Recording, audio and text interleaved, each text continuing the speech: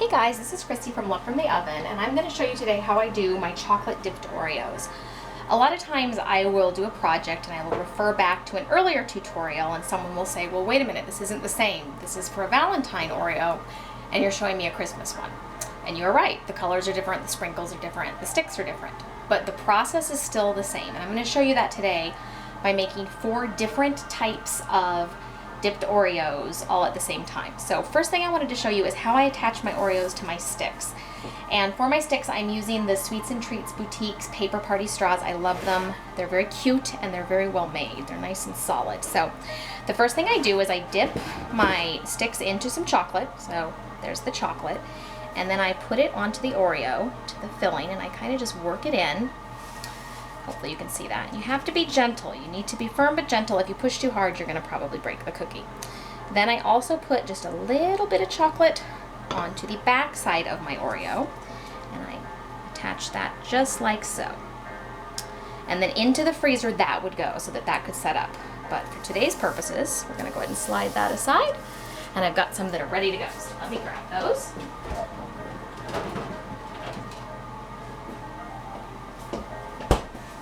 Okay, so I have a few different types we're going to make today. And for these, I have sprinkles, and I have these little sugar decorations.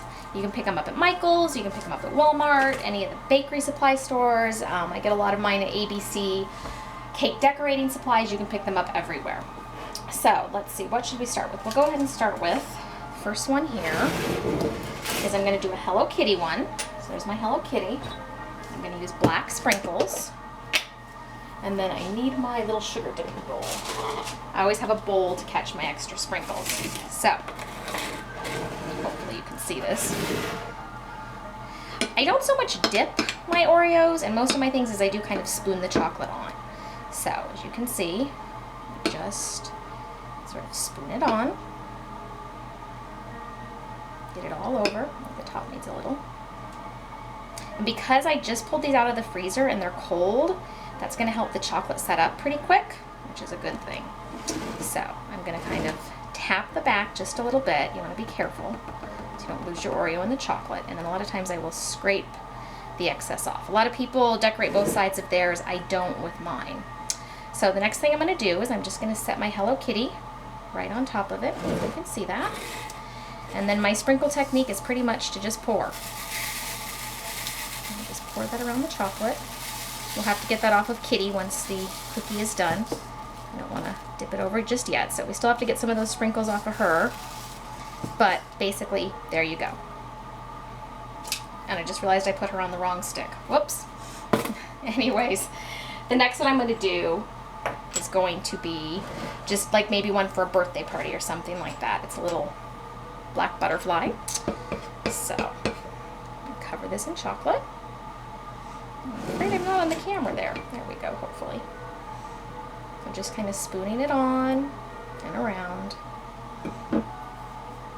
Tapping it off.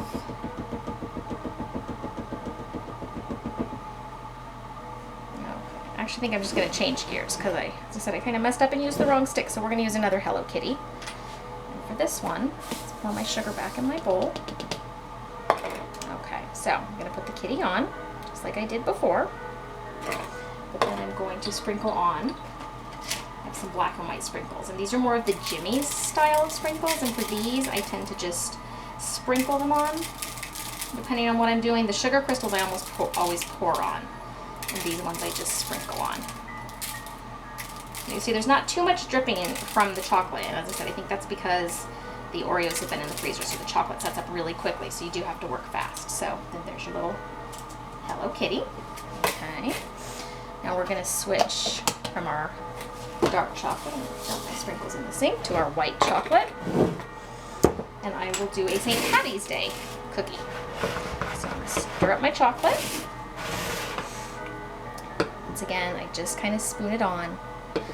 I find that when I dip, sometimes I lose my cookie, my cake pop, or whatever it is. The spooning method works a little bit better for me. May not for everybody. You have to find what works best for you. Just tap off that excess chocolate. Kind of scrape off the back. You have a little shamrock, so I'm just going to sit that right on there like that. bowl again. And I have a little shamrock mix over here. I actually just mixed this up myself with a couple different green and white jimmies.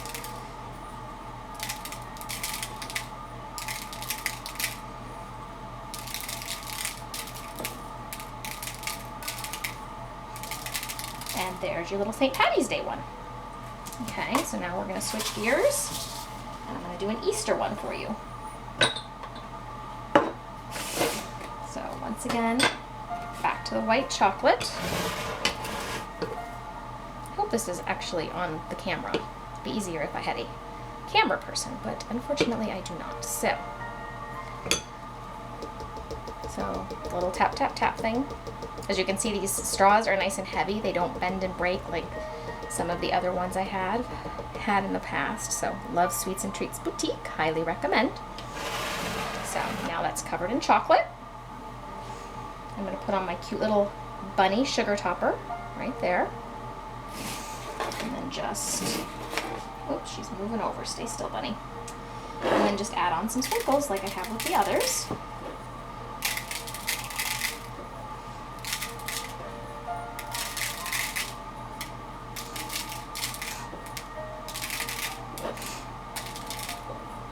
And as I said, I don't put my sprinkles on the back. Some people do. I don't. And so there you go. Cute little Easter one. And now I even put a marshmallow in there that's been in the freezer.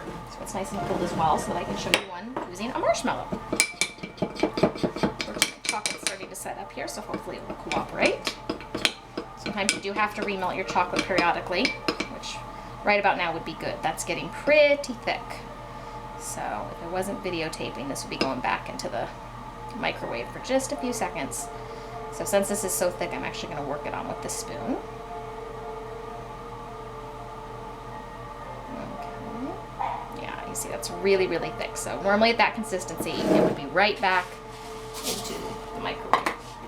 Some little pink and browned chocolates here. And when it's thick like that, it's also going to set up really quickly, so it's going to be a little bit more of a challenge to get your sprinkles to stick. So there's that. And since that's set up so quickly, I actually have over here, let's set that down, one of these little candy writers. Wilton makes them, CK makes them, hopefully you can see that.